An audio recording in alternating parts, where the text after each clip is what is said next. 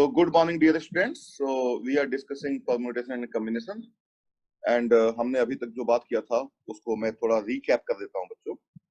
हमारे पास n different objects हैं और n की जगह पे यहाँ पे n7 ले लो फॉर इंस्टेंस, और ये 7 ऑब्जेक्ट्स मान लो A B C D E F G। तो ये 7 ऑब्जेक्ट्स है बच्चों। और अगर आपसे पूछा जाए, ध्यान से समझना, कि आप इन 7 ऑब्जेक्ट्स में से 3 ऑब्जेक्ट लेकर के इनका परम्यूटेशन बनाओ,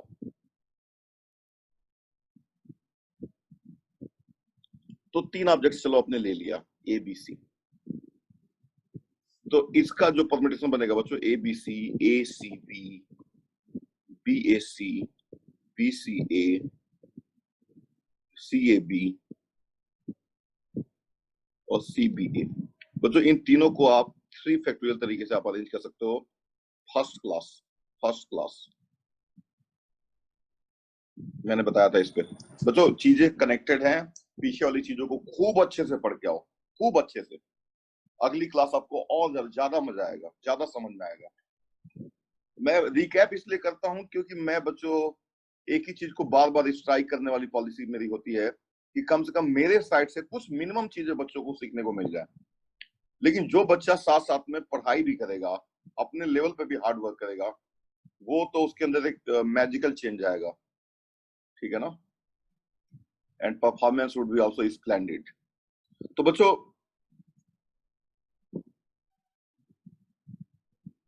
ये 3 फैक्टोरियल तरीके से आप इसको अरेंज कर सकते हो। फिर आप कोई अब नेक्स्ट जो आपका सबसे पहले तो आपने अरेंजमेंट परम्यूटेशन का मतलब बच्चों होता है सेलेक्ट करना और फिर उसको अरेंज करना। फिर आप इसमें से कोई भी 3 उठा लो, कोई भी 3 जो कि इससे डिफरेंट होना चाहिए। तो एबीसी से डिफरेंट कोई भी ले लोगे तो एक तो ये हो जाएगा, डी ई एफ ले लो, फिर इसको ऐसे ही 6 तरीके से ये फिर अरेंज होगा। ए बी डी ले लो, ये भी 3 फैक्टोरियल तरीके से होगा। ए बी डी एबीसी से डिफरेंट है, समझना इस बात को।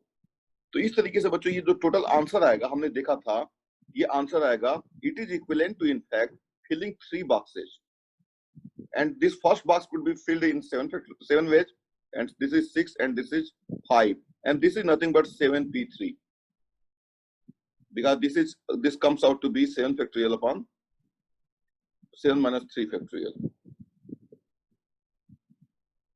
ठीक है बच्चों, ये हमने। अब इसी में अगर आपसे बच्चों पूछा जाता कि आप 7p4 क्या होगा, वो भी निकाल लेते।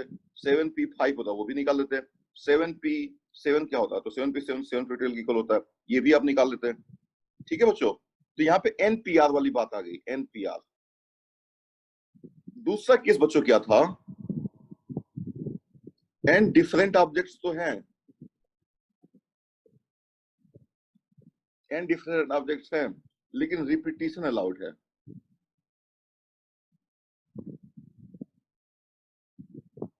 Repetition allowed.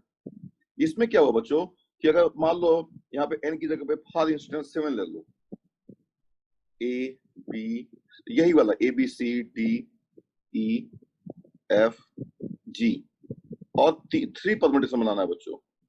तो ये सारे के सारे तो आ ही जाएंगे 7p3 प्लस रिपीटिशन वाले, with repetition, with at least 1 repetition, with repetition ये भी आएगा। जैसे कि A B, B A B A, ये भी तो आए, ये सब भी तो आएंगे। तो ये हमने देखा था कि इसका जो आंसर आएगा 7 into 7 into 7 आएगा, and that is 7 cube. For 3, for 4 क्या होगा, 7 to the power 4। फॉर 5 क्या होगा, 7 की पावर 5 एंड सो ऑन। और उसके बाद से बच्चों ये वाली कैटेगरी आ गई। इसमें क्या होगा, आपको 7 ऑब्जेक्ट दिए गए हैं, n ऑब्जेक्ट दिए गए हैं, नॉट ऑल ऑब्जेक्ट डिफरेंट।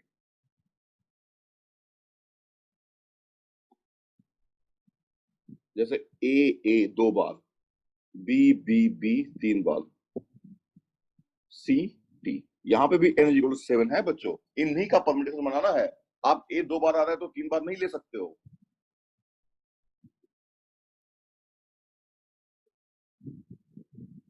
और अब बच्चों अगर आपसे पूछा जाए कि 3 परम्यूटेशन बनाओ,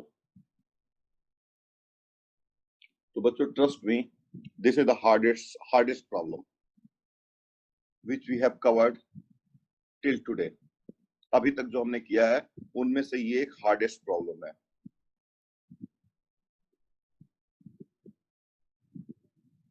और बच्चों ये इतना हार्ड प्रॉब्लम है कि आपकी एनसीईआरटी में दिया भी नहीं है, this is not given in NCERT. और इसीलिए मैं अभी पहले इसको बस मैं बता रहा हूँ, आपके नोटिस में ला रहा हूँ, इसको मैं डिस्कस अलग से करूंगा। अभी तो बच्चों आपको पता ही है कि हमारी बिगिनिंग में जो क्लासेज होती हैं वो फाउंडेशनल क्लासेज होती हैं, फिर धीरे धीरे वो आगे की तरफ वो बढ़ती हैं मेंस और एडवांस के डायरेक्शन में।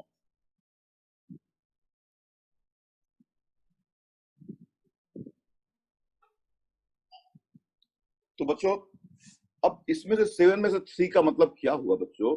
This answer would be what? Less than 7p3। Why less than 7p3? क्योंकि अगर 7 डिफरेंट ऑब्जेक्ट हैं और 7 ऑब्जेक्ट ऐसे हैं जो नॉट ऑल डिफरेंट, तो इसका 3 परम्यूटेशन और इसका 3 परम्यूटेशन, बच्चों डिफरेंस तो होगा ही होगा। तो देखो अगर मैं इसको बोल दूं, ठीक है ना, हाँ, यहाँ पे बच्चों अगर आप 3 परम्यूटेशन बनाओ इन, और यहाँ पे अगर 3 परम्यूटेशन बनाओ और यहाँ पे बनाओ, मान लो ये 1 है, ये 2 है और ये 3 है, तो 1 would be less than 2 would be less than 3, ये ऑर्डर होगा बच्चों। तो ऑब्जेक्टिव क्वेश्चन अगर दिया जाता है तो कई बार आप ऑप्शंस को डिस्कार्ड कर सकते हो कि हाँ यार ये तो आप ये वाला तो ये वाला केस है, ये वाला तो ये वाला केस है, और ये वाला इस वाले केस होने के लिए कई बार तो 2-3 ऑप्शन ऐसे ही बाहर निकल जाते हैं। समझ में आ रही बात ना? तो बच्चों ऑप्शंस को करने के लिए ऑब्जेक्टिव एग्जाम में एक थारो नॉलेज होना चाहिए हमारे पास, एक थारो अंडरस्टैंडिंग होनी चाहिए, ठीक है ना? ठीक है ना, ये अंडरस्टैंडिंग होनी चाहिए। अब बच्चों अब थोड़ा सा आपको मैं ये भी विजुलाइज कराऊं कि ये कैसे हार्ड प्रॉब्लम है और एनसीईआरटी में क्या दिया है। एनसीईआरटी में बच्चों इसी का एक स्पेशल केस दिया है, स्पेशल केस दिया है, और आप में से कोई अगर बता सकता हो तो मुझे बताए। इसी का स्पेशल केस हमने कल डिस्कस किया था कि इन 7 ऑब्जेक्ट्स का permutation taken all at A time, और वो मैंने आपको बताया था 7 फैक्टोरियल अपॉन 7 फैक्टोरियल। देखो अगर ये 7 ऑब्जेक्ट डिफरेंट होते तो आता आंसर 7 फैक्टोरियल, लेकिन डिवाइड क्यों करेंगे हम? डिवाइड करेंगे क्योंकि ये बच्चों जो है ये जो 2 ए से समान हो गए हैं, इनको अगर A1 A2 मान लिया जाता तो A1 A2 A2 A1 ये वाला 2 कंट्रीब्यूशन इनका होता, तो 2 से डिवाइड कर दो, 2 फैक्टोरियल से। और ये जो 3 है अगर ये डिफरेंट होते तो ये B1 B2 B3 होते, और ये कहीं भी अरेंजमेंट में आते तो B1 B2 B3 B1 B3 B2 इस तरीके से 3 फैक्टोरियल तरीके से कंट्रीब्यूट करते हैं, तो 3 फैक्टोरियल से डिवाइड कर दो। तो बच्चों अब जरा आप बताओ क्या आपको ये सारी बातें समझ में आ गई? ये जो तीनों केस है मैंने आपको आपके सामने रख दिया, ये वाला स्पेशल केस आपके एनसीईआरटी सिलेबस में है, लेकिन ये वाला सिलेबस में आपके नहीं है। N7 हो और 3 परम्यूटेशन निकालना हो and the objects are all not different, ये केस आपके एनसीईआरटी में नहीं है, लेकिन कॉम्पिटिटिव एग्जाम्स में ये आता है, तो उस पर हम लोग बाद में बात करेंगे। आप मुझे बस ये बता दो कि अभी तक का ये जो तीनों केस है ये आपको अच्छे से समझ में आ गया? इस पे बेस्ट क्वेश्चंस वगैरह अभी कर ही लोगे अगर आपको समझ में आ जाएगा तो? अब सिर्फ मुझे ये बताओ कि ये तीनों केस आपको समझ में आ गया कि नहीं?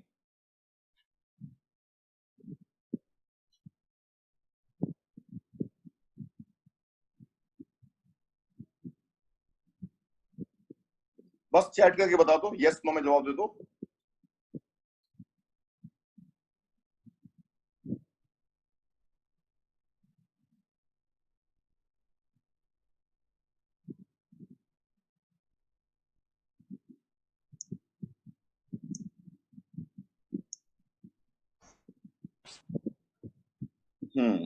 तो अरिजीत, कन्नन, शंकर, रविश, केशव, और अभी बाकी काफी जनता है, ठीक है? बताओ सब लोग बताओ, बहुत सारी जनता है, जवाब दे।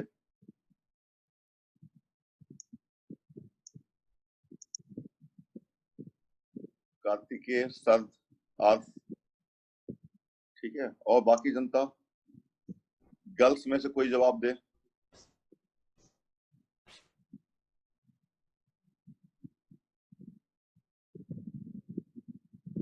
कार्तिक, कन्नन का जवाब तो आ चुका है। चलो ठीक है, चलो ठीक है, मैं आपको ज्यादा परेशान नहीं करूंगा। नेचुरली जितना आप रिस्पॉन्ड करना चाहते हो उतना करो, ठीक है ना। और वो मेरी कोशिश रहती है कि वो रिस्पॉन्स आपका बढ़ता रहे बिना किसी फोर्स के।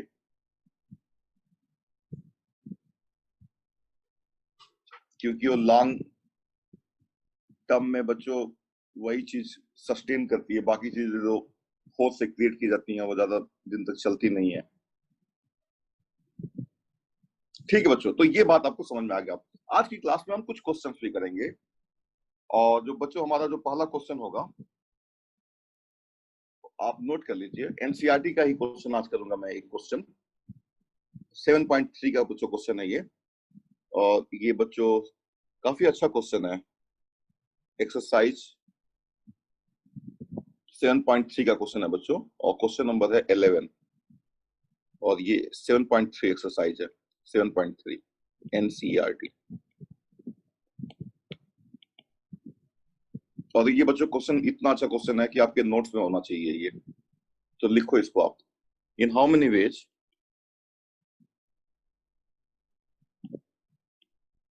मेरे साथ लिखो। In how many ways can the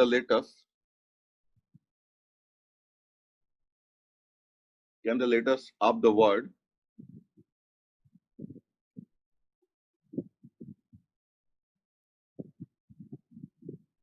can the letters of the word permutation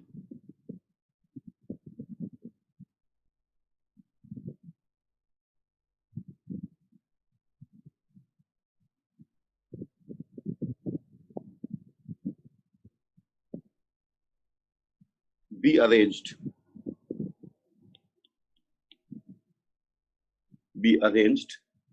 if the number 1, 3 part है बस बच्चों इसमें। Number 1,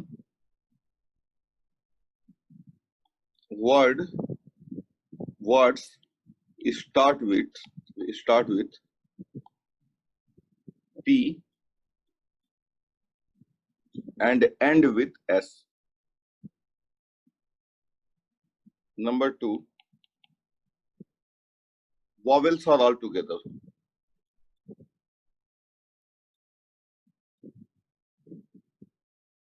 And number 3, there are always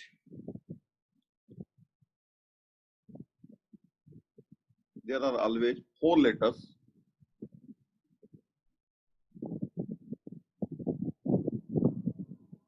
between P and S.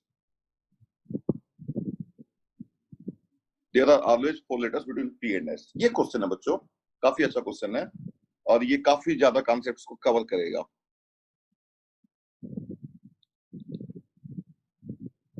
कुछ बच्चों ने कर भी लिया होगा, अच्छी बात है। कोई ना कोई एक और ज्यादा इनसाइट आपको मिलेगा जब मैं सॉल्व करूंगा तो इसलिए सभी लोग ध्यान से इसको समझने की कोशिश करें। तो सबसे पहले जो बच्चों ये परमुटेशन वर्ड लिखा है, इनके लेटर्स को आप अलग कर लो, परमुटेशन से आप अलग से लिख लो उसको, और जो जहां पे रिपीटिशन है उसको एक साथ लिख लो। तो बच्चों यहाँ पे जो रिपीटिशन मुझे दिख रहा है परमुटेशंस में, तो बच्चों टी 2 बार आया है, आप देख सकते हो। तो P E R M U T T A I O N S। तो कुल कितने लेटर्स हैं बच्चों, ये देख लो, काउंट कर लो, और आप लोग भी थोड़ा नजर रखो चीजों पे। तो 1 2 3 4 5 6 7 8 9 10 11 12। यहाँ पे देखो 1 2 3 4 5 6 7 8 9 10 11 12। तो means I have written it correctly. बच्चों ये सारे लेटर्स डिफरेंट हैं, और लेकिन टी जो है 2 बार रिपीट हुआ है, ये सच्चाई है आपके सामने जो लिखी है। T has been repeated 2 times. तो बच्चों अगर इसमें थोड़ा समय अगर अगर अगर मान लो थोड़े देर के लिए, बच्चों थोड़े देर के लिए मैं मान लेता हूं कि ये T1 T2 है, ठीक है ना, और ये बच्चों मतलब डिफरेंट है, तो आंसर जो है आपका देखो क्या हो जाता, ऐसा मान मान के चलते हैं चलो। तो पहला क्या था, word start with P and and with S.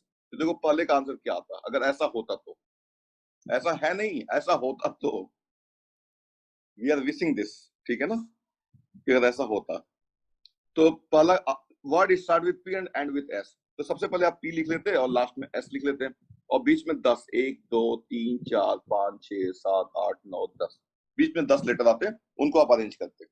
तो उनका अरेंजमेंट बच्चों कितने तरीके से आता है, 10 फैक्टोरियल तरीके से आता, इसमें आपको कोई परेशानी नहीं है। Number 2, vowels are all together. अच्छा, वावेल्स को सभी को एक साथ इकट्ठा कर दो बच्चों। तो देखो वावेल्स कहाँ कहाँ है, पहले तो उनको देखो। तो वावेल्स बच्चों आपको पता है कि इंग्लिश जो अल्फाबेट होता है बच्चों, उसके बारे में आपको जानना चाहिए अच्छे तरीके से, कि देयर आर ABC, और इस तरीके से बच्चों जेड, XYZ 26 लेटर्स होते हैं। 10 फैक्टोरियल बाय 2 फैक्टोरियल नहीं होगा? हाँ, हमने अभी क्या यहाँ पे प्रिटेंड किया है, किसकी आवाज है? अर्जित। हाँ अर्जित, हमने यहाँ पे क्या माना है, बट एक्चुअली तो सेम है ना, T1 एंड T2 हमने एज्यूम किया उसको, ठीक है, समझ गए बात ना। हमने क्या माना है, हम लोग प्रॉब्लम जो है सॉल्व करने के पहले हमने मान एज्यूम किया है कि T1 और T2 डिफरेंट हैं, T1 and T2 are not same. देखो यहाँ पे सारे लेटर्स डिफरेंट हैं other than T1 and T2, there are 12 letters. तो पहली बात तो देखो ये वाला केस जो था, ये वाला केस नहीं है, और ये वाला केस भी नहीं है, केस ये वाला है, नॉट ऑल ऑब्जेक्ट्स डिफरेंट। लेकिन मैं आपको बता रहा हूं, जैसे बच्चों ऑब्जेक्टिव एग्जाम कई बार करते हो आप, objective exam and apart from that, for a better understanding I am just going to tell you, if the if the word starts with P and end with S, there will be 10 factorial ways if T1 and T2 are considered different. Now आपने अजीब ध्यान नहीं दिया, T1 और T2 को मैंने different मान लिया है, एज्यूम कर लिया है। I will come to the original question, ठीक है। तो बच्चों 26 लेटर्स होते हैं, और इसमें जो वॉवेल्स होते हैं A E I O U, A E I O U, 5 vowels होते हैं, पता होगा आपको, और 21 जो है बच्चों कंसोनेंट्स होते हैं। ये बहुत काम की चीजें, बार बार आएगा ये आपके। तो यहाँ पे बच्चों सबसे पहले वॉवेल्स को एक साथ करो, वॉवेल्स को देखो इसमें वॉवेल्स कहाँ कहाँ हैं। तो बच्चों यहाँ पे एक वॉवेल्स है, ई है, वॉवेल्स इन दिस लेटर, इस वर्ड में वॉवेल्स कहाँ कहाँ है, देखो ई है और ए है और आई है, और सारे तो है, सारे आ गए यहाँ पे देखो interestingly, A E I O U, सारे होना जरूरी नहीं था यहाँ पे, तो सारे आगे वो अलग बात है, आई हो गया, यू हो गया, ई हो गया, ओ हो गया, तो बच्चों सारे के सारे आ गए यहाँ पे, AE I O U सारे आ गए। अब इन्होंने क्या बोला हुआ है बच्चों, इन्होंने ये कहा है कि वावेल्स आर ऑल टुगेदर। तो बच्चों जब वावेल्स सभी एक साथ हों तो उनको क्या करना चाहिए बच्चों, उनको एक यूनिट मान लेना चाहिए, उनको एज्यूम कर लेना चाहिए, ये मान लो सभी को सीमेंट कर दो।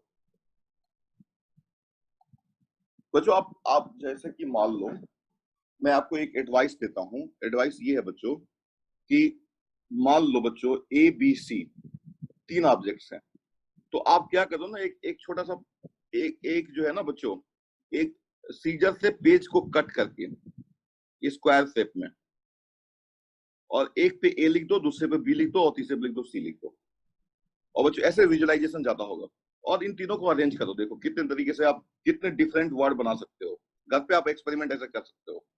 तो वैसे ही बच्चों मान लो ये हमारे लेटर्स जो है A E I O U है, इन सभी को पेस्ट कर दो बच्चों। ये सभी इनको पेस्ट कर दो, चिपका दो एक साथ, सीमेंट कर दो। और सीमेंट करने के बाद इसको मान लो कि ये एक्स है, क्योंकि बच्चों ये सभी एक साथ है। तो ये सभी जब एक साथ हो गए, टोटल कितने लेटर्स थे। और हमने T1 और T2 को माना हुआ डिफरेंट है बच्चों, ये ध्यान रखना। T1 और T2 को हमने बच्चों डिफरेंट माना हुआ है, ये सब लोग नोटिस इस बात को करना, बिगिनिंग से ही मैं बता रहा हूं आपको, ठीक है ना। तो बच्चों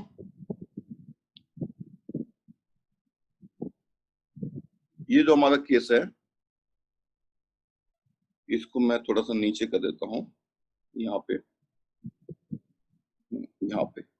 दूसरा वाला केस। तो इनको सभी को सीमेंट कर दो बच्चों। ध्यान से सुनो, मैं आपको सिखाना चाहता हूं प्रॉब्लम सॉल्विंग। तो ये कितने हैं, 5 हैं। और कुल कितने यहाँ पे लेटर्स थे, 12 थे। तो 12 में से 5 तो एक बन गए बच्चों, तो बच कितने गए, 7 आर लेफ्ट। सीमेंट करने के बाद 7 ऐसे हैं जो अलग अलग बच गए हैं, अलग अलग लेटर्स बच गए हैं।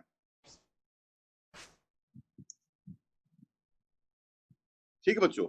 और हमने T1 और T2 को बच्चों माना हुआ है डिफरेंट है। T1 और T2 एक लेटर नहीं है, T1 और T2 आर 2 डिफरेंट लेटर्स। तो 7 ये हो गए बच्चों, 7 are left plus x, 1x। तो इस तरीके से बच्चों आ जाएंगे 1x, तो टोटल हो जाएंगे टोटल 8। तो आपका आंसर आ जाएगा 8 फैक्टोरियल। तीसरा केस बच्चों, तीसरा केस,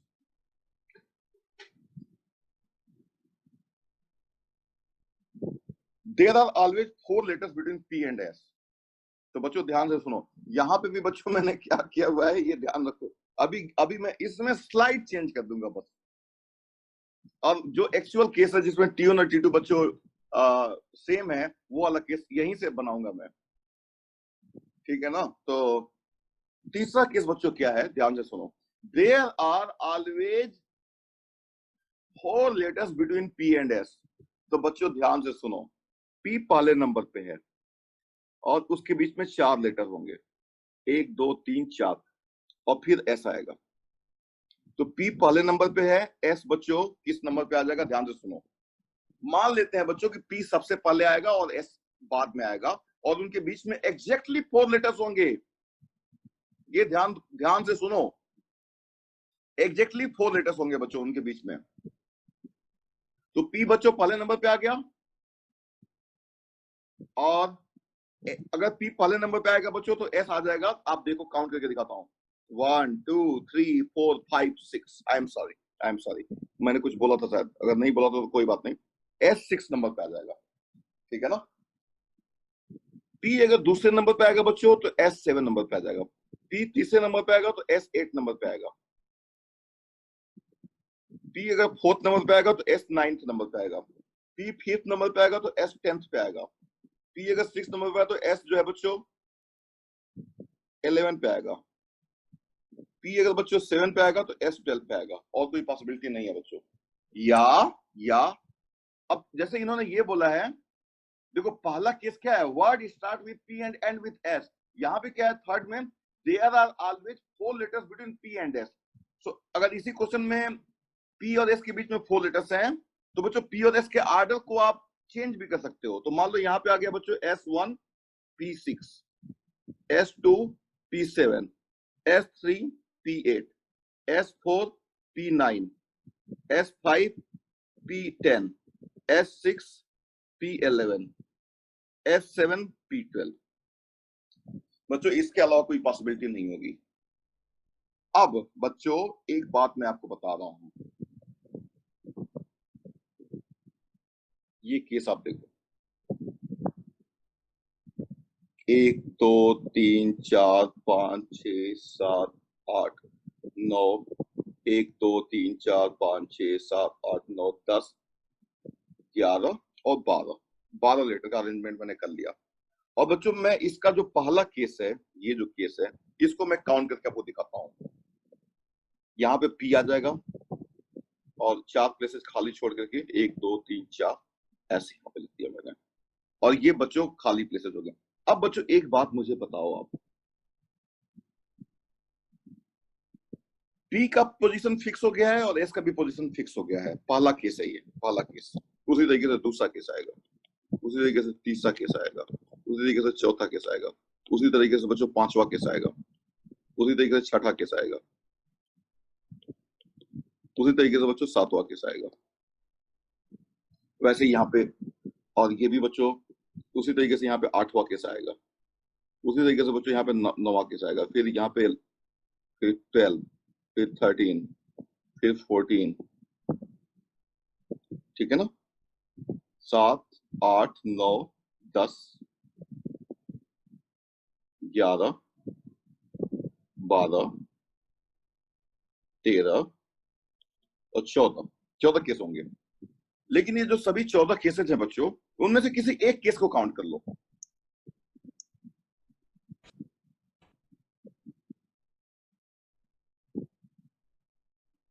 अब ठीक है कार्तिक, कुछ बोलना चाह रहे हो आप?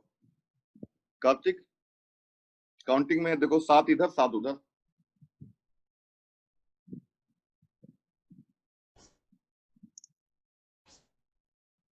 हाँ ठीक है ठीक है, हाँ वो मैंने रिपेयर कर लिया उसको, मैंने कुछ, ठीक है ओके। तो बच्चों पी पहले नंबर पे है, और जरा इसको काउंट करो बच्चों। तो मुझे एक बात बताओ बच्चों, कि पी और एस तो फिक्स हो गया, अब बच कितने गए? So the answer is simply 10 factorial. दूसरे केस में भी बच्चों 10 फैक्टोरियल, तीसरे केस में भी बच्चों 10 फैक्टोरियल। क्योंकि बच्चों देखो, एडिशन प्रिंसिपल क्यों अप्लाई कर रहे हो? क्योंकि ये आएगा या ये आएगा, ये आएगा, सभी को काउंट करना है। और ये बच्चों इस तरीके से होगा 10 फैक्टोरियल, और ये 14 इंटू 10 फैक्टोरियल होगा। लेकिन बच्चों एक्चुअल क्वेश्चन क्या है? Now coming to the actual question. अब बच्चों देखो कितना मजा आने वाला है, देखो you will enjoy really, I am telling to you. यही तो बात है बच्चों, परमुटेशन कॉम्बिनेशन जो है, इसके लिए कोई बेसिक्स नहीं चाहिए, कोई बेसिक नहीं चाहिए। Any one can understand permutation and combination. जो जिसको एडिशन करने आता है, वो मल्टीप्लिकेशन करने आता है, वो समझ सकता है। बच्चों हम लोग लिमिट्स एंड डेरिवेटिव पढ़ेंगे, तो आप लोग ट्रिग्नोमेट्री अच्छे से पढ़ के रखोगे ना, तो फिर इंजॉय करोगे। लेकिन ये चैप्टर क्या है? ये चैप्टर जो है, आप जो है कोई भी प्री रिक्विजिट आपके पास नहीं है, then also you will enjoy. ये ऐसा नेचर है इस चैप्टर का। अब देखो, अब T1 और T2 बच्चों हमारा है तो अलग ना। तो बच्चों पूरे परमुटेशन में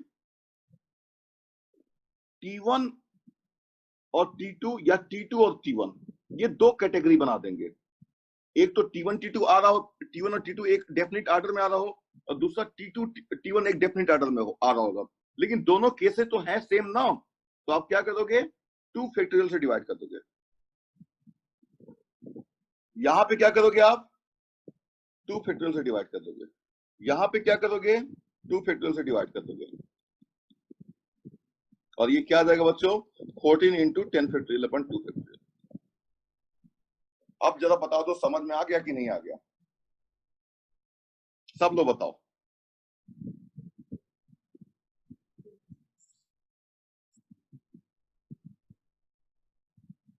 did you get it? Get it?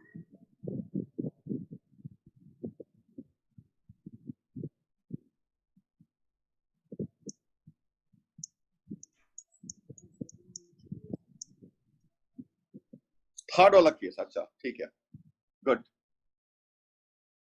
Second part दोबारा बताता हूँ। अच्छा ठीक है ओके, चलो ठीक है, अच्छी बात है, आप खुल के बता रहे हो, बोल रहे हो।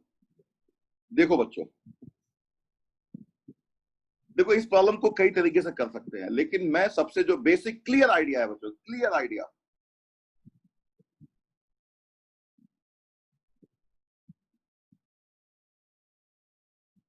ठीक है ना, उस रास्ते पे मैं आपको लेके जाना चाहता हूँ, बिल्कुल जिसमें साफ साफ दिखे। एक रास्ता अगर आपने बच्चों खोज लिया तो बाकी रास्ते तो आप खुद ही खोज लोगे। बाकी मेथड्स, एक मेथड अगर ठीक से समझ में आएगा तो एक दो मेथड और सर्च कर लोगे आप। बच्चों देखो मैंने क्या बताया, मैं चलो एक छोटा सा और एग्जांपल लेता हूं बच्चों। मान लो बच्चों,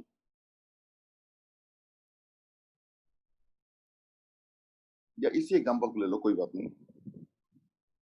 देखो आप बिगिनिंग में T1 और T2 को अलग अलग मान लो, तो अब आपके पास 12 डिफरेंट लेटर्स हैं। You have 12 different letters and आपसे ये कहा गया है कि आप इन सभी को लेकर के बच्चों 12 लेटर वर्ड बनाना है आपको बनाना है, और वावेल सभी एक साथ हैं बच्चों। वावेल्स बच्चों एक साथ हैं, तो बच्चों वावेल सभी एक साथ अगर हैं तो उन वावेल्स को आप बच्चों सीमेंट कर दो, A E I O U को सीमेंट कर दो। तो ये बच्चों मान लो एक्स बन गया। ध्यान से सुनो, उसके बाद से क्या करो, अब आपके पास 7 को आपने क्या मान लिया, आपके पास अगर इनको सभी को आपने सीमेंट कर दिया बच्चों, AEIO का अगर आपने सीमेंट कर दिया तो आपके पास इसको एक्स मान लो। फिर अब बच कितने गए बच्चों, अगर इन 5 को अगर आपने सीमेंट कर दिया तो 7 बच गए। तो 7 वो बचे हुए और ये एक्स जो सीमेंट हुआ है बच्चों। अब इसको भी हम कितने तरीके से सीमेंट कर सकते हैं उस पर मैं अभी फाइनली मैं कंक्लूड करूंगा। जैसे ये AEIOU है तो ये 5 फैक्टोरियल तरीके से इसको आप सीमेंट भी कर सकते हो, ठीक है ना।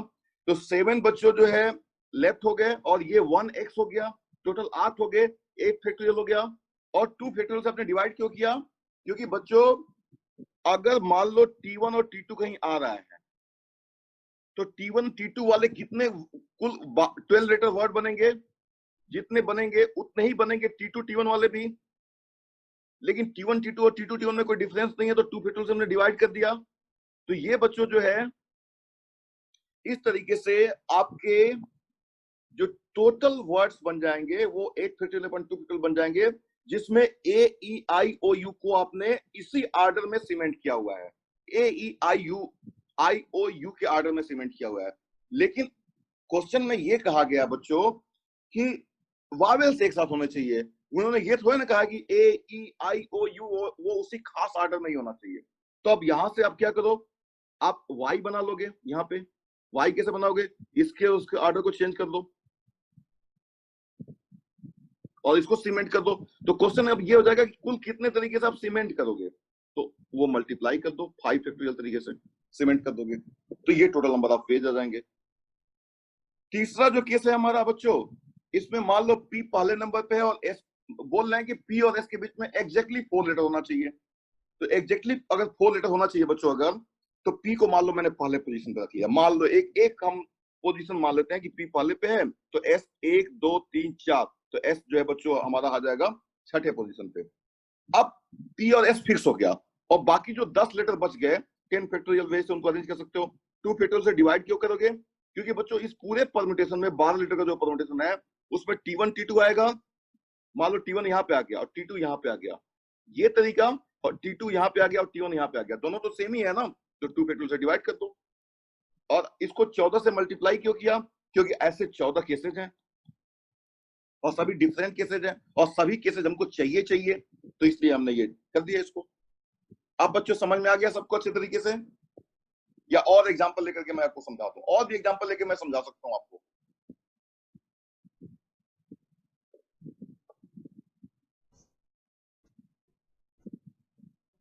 हाँ, अब बच्चों चलो एक एग्जांपल मैं सिंपल, थोड़ा सा सिंपल एग्जांपल ले लेता हूँ। मतलब ये 3 केसेज में, पहले केसेज में तो आई थिंक सभी को समझ में आ गया। दूसरे और तीसरे में थोड़ी थोड़ी प्रॉब्लम चल रही है, तो मैं दूसरे और तीसरे को हाईलाइट करूंगा। अब मैं कुछ और एग्जांपल ऐड करना चाहता हूँ बच्चों को। देखो, लिखो, क्वेश्चन लिखो।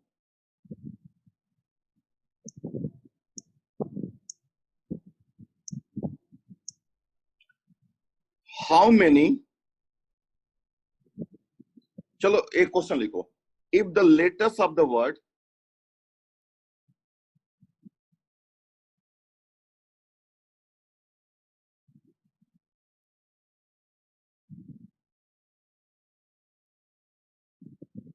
तो बच्चों आप लोग, मुझे लगता है कि अपना सिटी लिया जाए तो ज्यादा एंजॉय करोगे।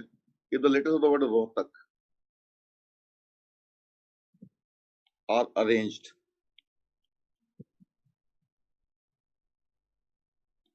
in all possible ways,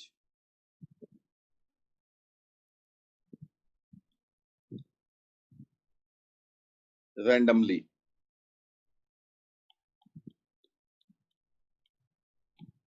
what is the probability that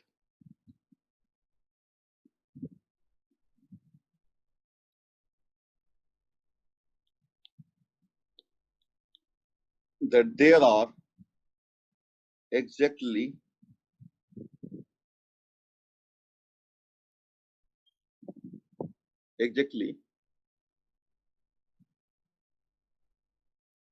3 letters between R and K? और बच्चों मैं प्रोबेबिलिटी यहाँ पे जो मैंने वर्ड यूज किया है थोड़ा बहुत सबको पता है, क्लास 10th में भी है, 9th में भी है और क्लास 8 में ही है। प्रोबेबिलिटी का थोड़ा थोड़ा इंट्रोडक्शन क्लास 8 में स्टार्ट हो जाता है, ठीक है ना, डेटा एनालिसिस में, डेटा जो है डेटा हैंडलिंग में। फिर 9th में भी थोड़ा बहुत है आई थिंक, और 10th में भी थोड़ा बहुत है, और 11th क्लास में भी है और 12th क्लास में भी है। लेकिन 11th क्लास में जो प्रोबेबिलिटी है वो बाद में उस पर हम लोग आएंगे। अभी फिलहाल हमारा बस ये एजम्पशन है बच्चों कि टोटल वेज कितने होंगे, total words without any restriction.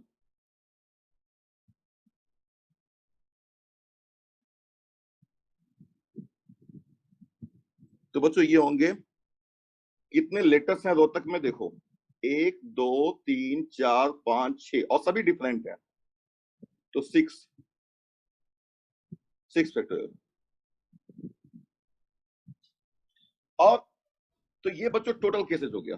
Total cases, favourable cases क्या होगा बच्चों? हमारा मेन फोकस बच्चों जो है अभी हमारा इसी क्वेश्चन पे ही है। प्रोबेबिलिटी तो बस एक वर्ड यूज कर लिया है मैंने, don't bother about that. Repetition allowed नहीं है बच्चों कहीं पे भी। क्वेश्चन का देखो, if the letters of the word Rohtak are arrange, तो रोहतक में कितने लेटर है? 6 लेटर है, उन्हीं को अरेंज करोगे। तो where is the question of repetition? There is no question of repetition बच्चों।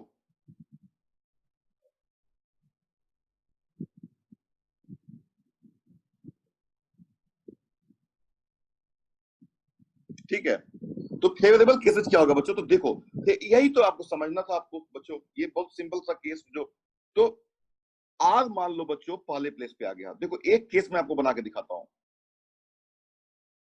1 2 3 4,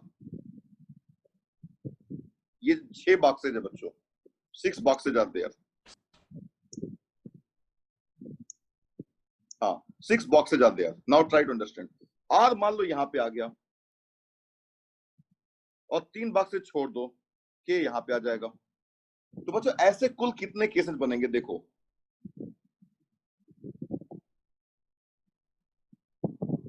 आर यहां पे आ जाए और बच्चों के यहां पे आ जाए, मतलब आर पहली पोजीशन पे और के बच्चों पहली पोजीशन पे आ रहा गया, तो 1 2 3 4 5, के 5वीं पोजीशन पे, आर दूसरी पोजीशन पे, के 6ठी पोजीशन पे। या बच्चों यहां पे आ जाए,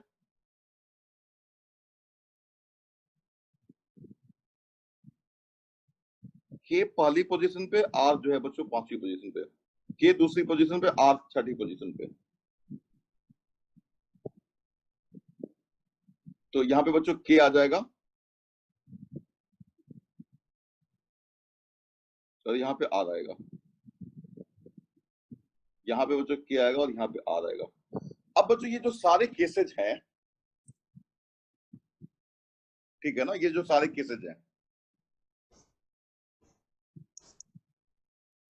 4 केसेज, हर केस में इन ईच केस 1 2 और इसी का डबल 3 और 4, तो 4 टाइम्स अब बच्चों आर और के हैं, तो बाकी आर और के तो फिक्स है पहले केस में, इसमें तो कोई चॉइस है ही नहीं है।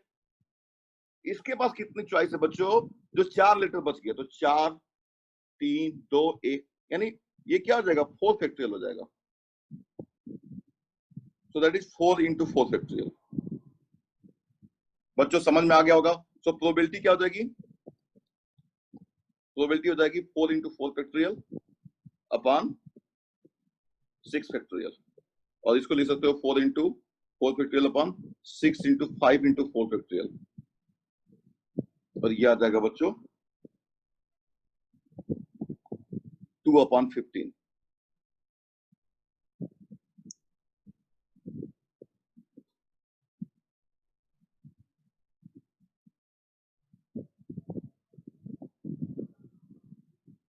ये सबको समझ में आ गया बच्चों?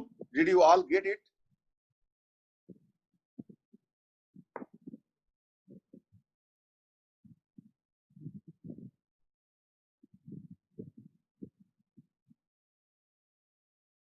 बच्चों आपको समझ में आ गया अच्छे से ये,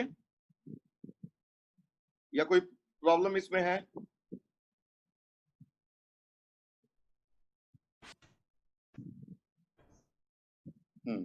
अब बच्चों इसी में जो है बच्चों, अगर मान लो ये होता, मान लो बच्चों कि ये 2 लेटर सेम हो जाते, तो यहाँ पे सिंपली आंसर क्या आ जाता बच्चों, यहाँ पे 4 into 4 फैक्टोरियल बाई 2 फैक्टोरियल आ जाता, बस इतना चेंज आता। ये आपको ध्यान रखना है। और बच्चों जहां तक बात है तो ठीक है, इतना बच्चों आपको समझ में आ गया। अब आ जाते हैं हम कॉम्बिनेशन पे बच्चों। ये 7.3 एक्सरसाइज आप लोगों ने खुद से कर लिया होगा, और आप जिनको थोड़ा बहुत परेशानी हो रही होगी अब बिल्कुल क्लियर हो जाएगा। अब जाकर के आप क्वेश्चन को फिर वापस से जो है बच्चों करना। कॉम्बिनेशंस, कॉम्बिनेशंस बच्चों मैंने आपको ऐसा नहीं कि कॉम्बिनेशन मैंने बताया नहीं है, कॉम्बिनेशन थोड़ा बहुत इतना तो मैंने बता दिया है कि आप एनसीईआरटी के क्वेश्चंस को कर सकते हो।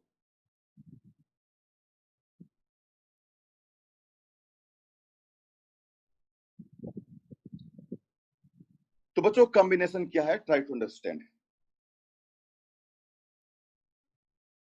तो बच्चों इसमें एक थियरम है,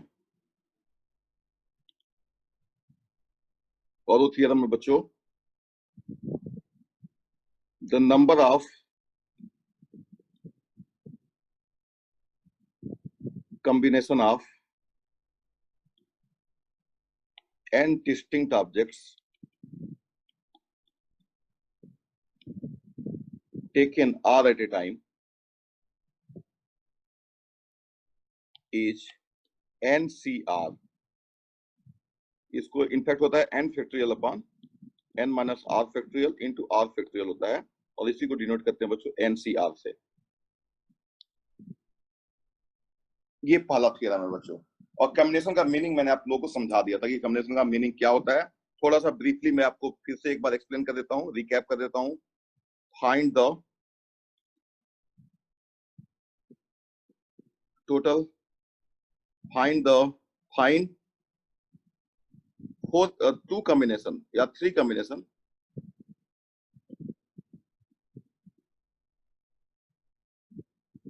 of 4 letters, 4 objects.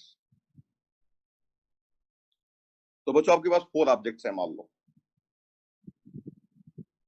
4 objects, n is equal to 4 है और r इज इक्वल टू 3 है, तो आंसर क्या आ जाएगा बच्चों 4C3। और ये क्या होता है 4 factorial upon 3 factorial into 4 minus 3 factorial, और सिंप्लीफाई करोगे तो ये आ जाएगा 4 आ जाएगा बच्चों। कैसे, देखो A B C D ये 4 ऑब्जेक्ट हैं, और इन 4 ऑब्जेक्ट्स में से बच्चों अगर आप 3 ऑब्जेक्ट का कॉम्बिनेशन बनाओगे तो देखो ए बी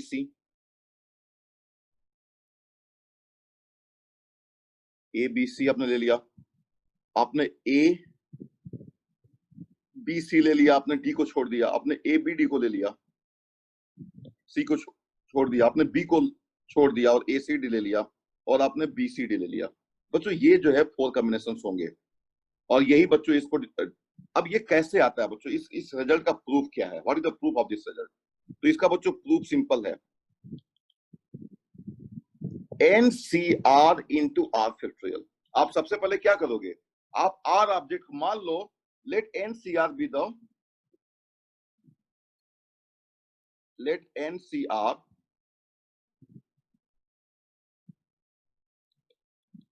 बी द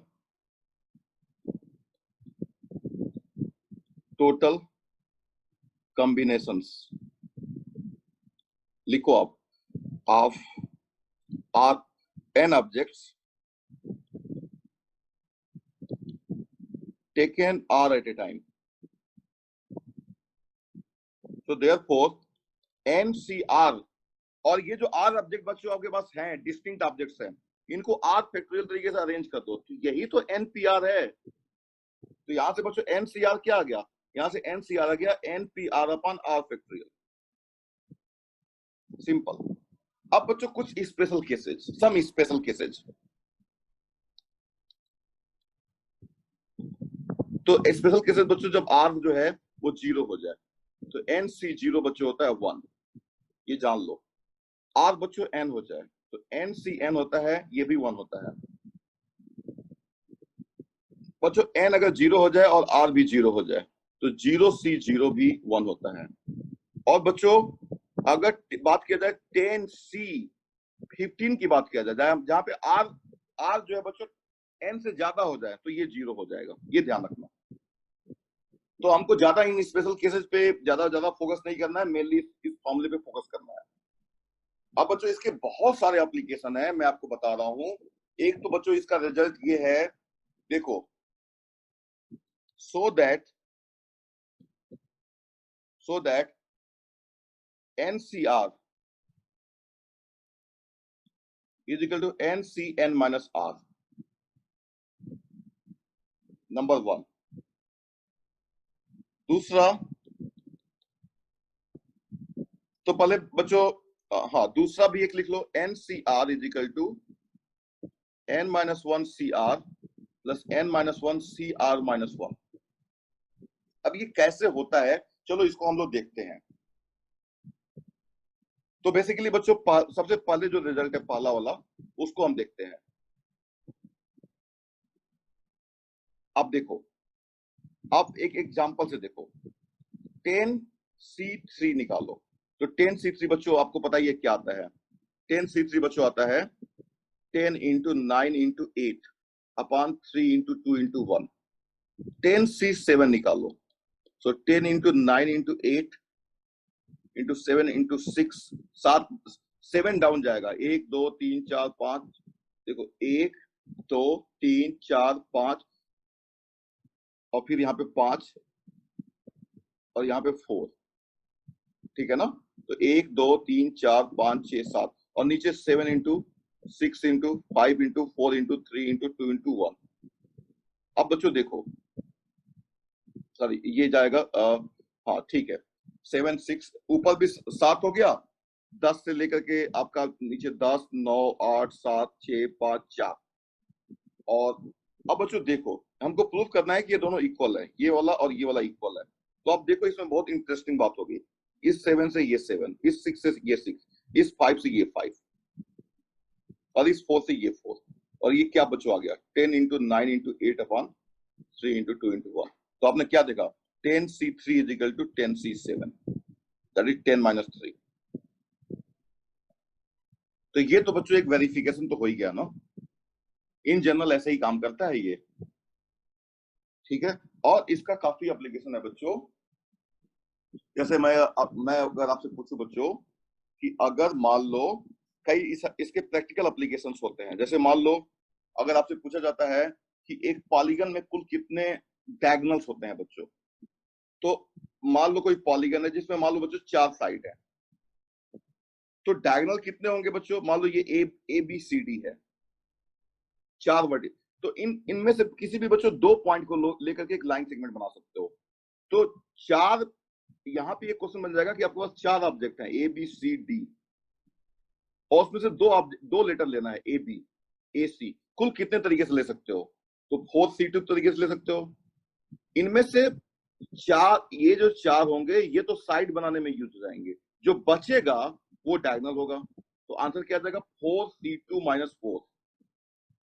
और अगर यही नंबर ऑफ साइड्स बच्चों अगर 5 होती तो 5c2 माइनस 5, यही अगर 6 होता तो 6c2 माइनस 6, n होता तो nc2 minus n। So nc2 minus n is going to be the number of diagonals in a polygon of sides n। समझ में आया बच्चों? तो lot of application of this concept is there, we will explore those applications later. Thank you so much.